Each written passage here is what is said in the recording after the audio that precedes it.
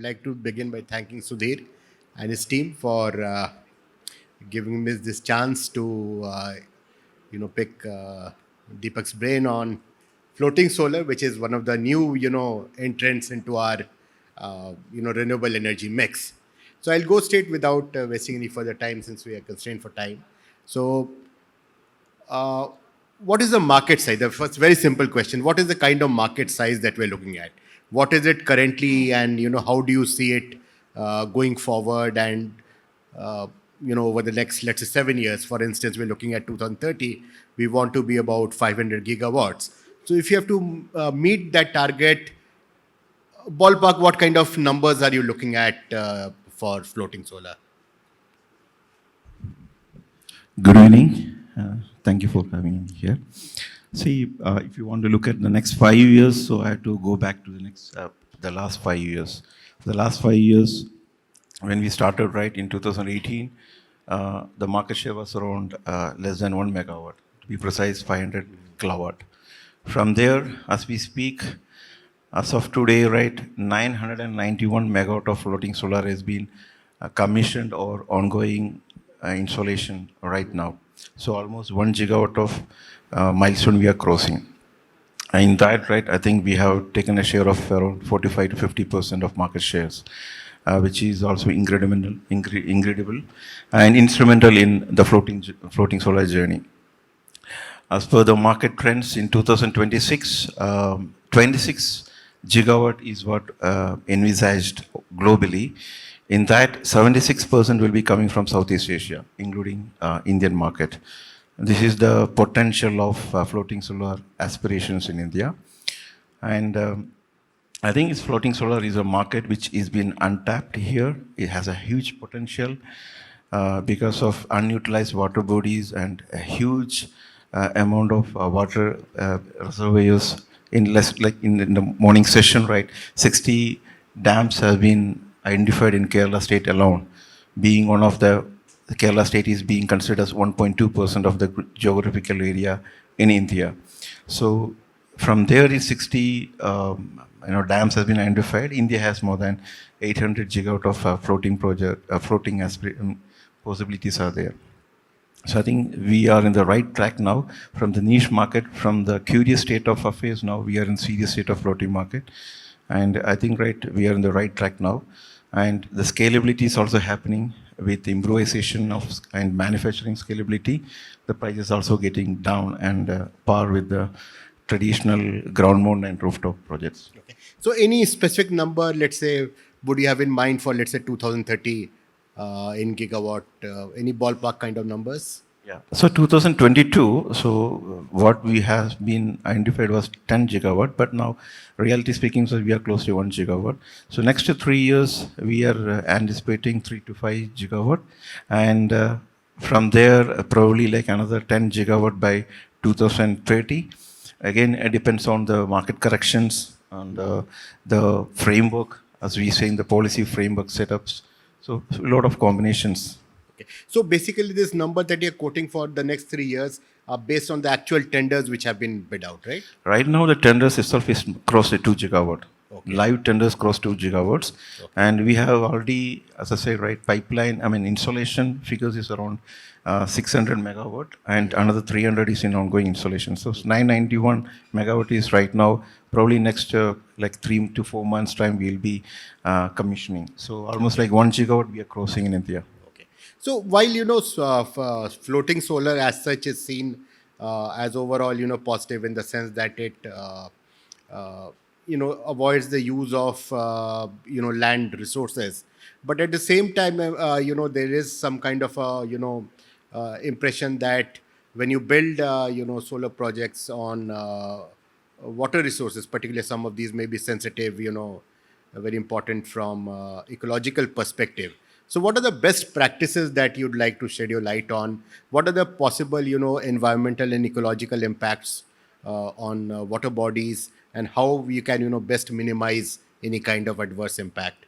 Things like, too much shading of water bodies impacting, aquatic life, or disruption due to, electrical wiring, etc. If you can shed some light on these aspects.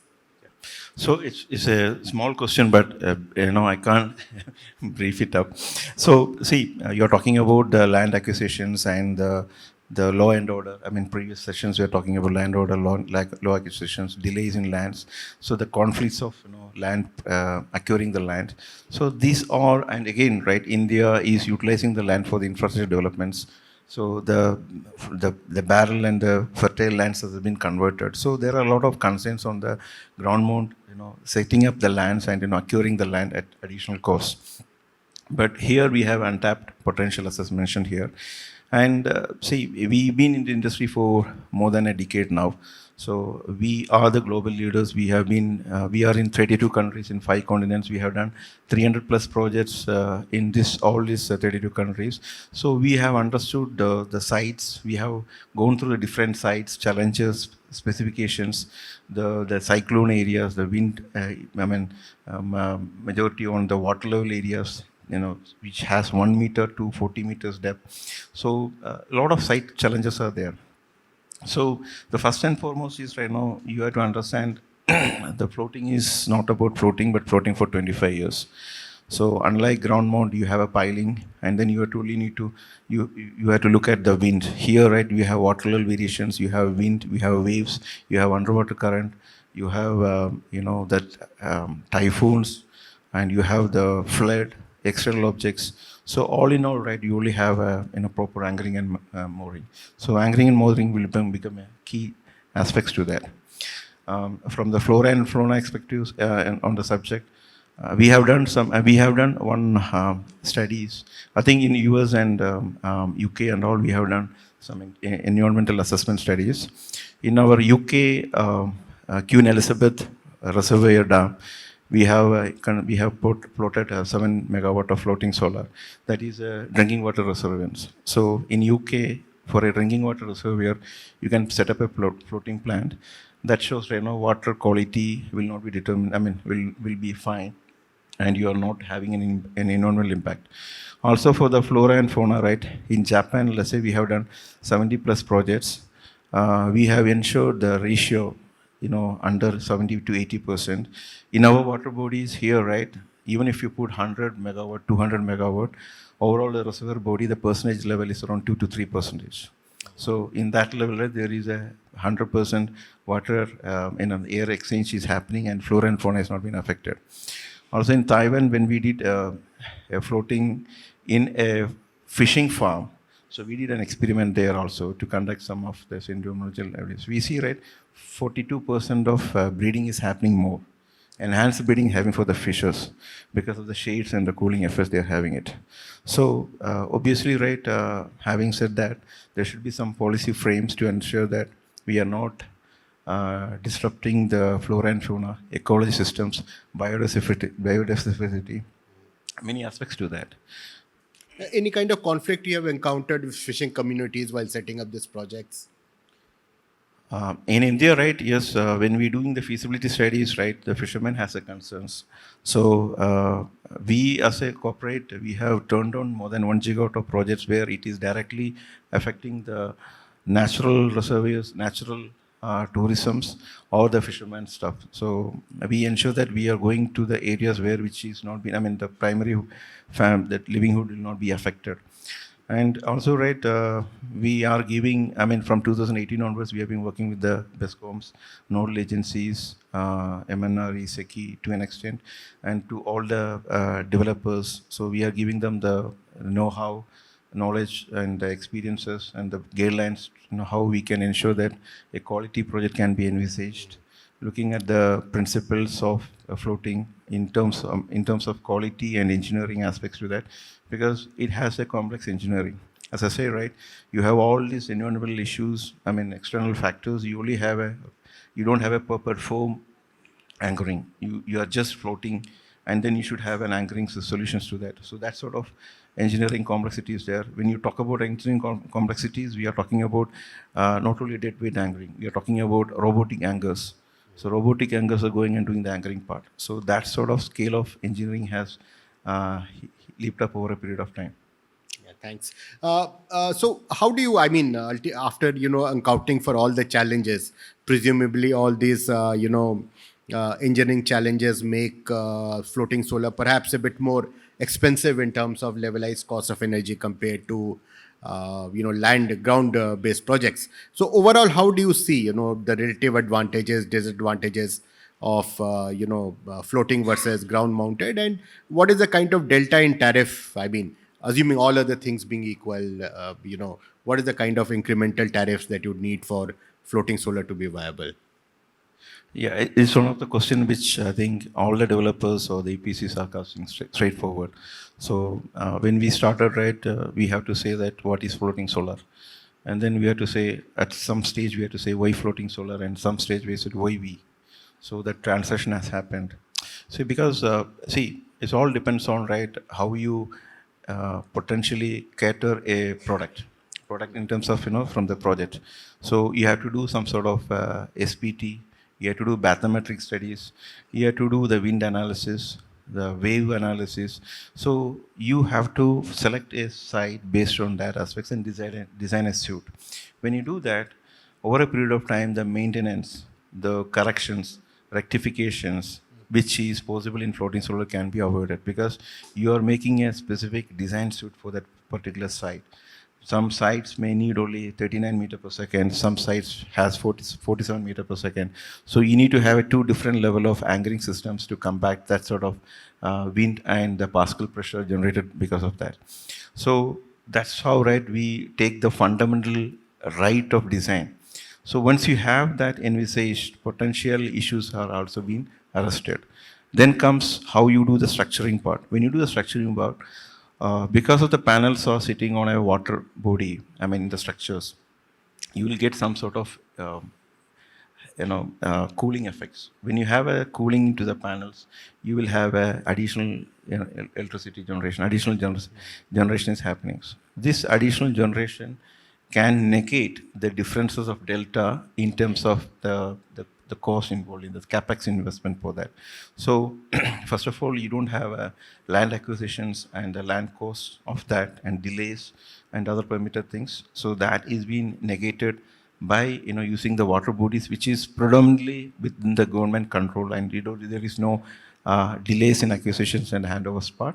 Second, right, you are having such kind of a design suite which will help you, right? You will not able to go beyond the repairment and the maintenance and correction factors. Then additional electricity is being generated. This additional efficiency generation is helping on a long run.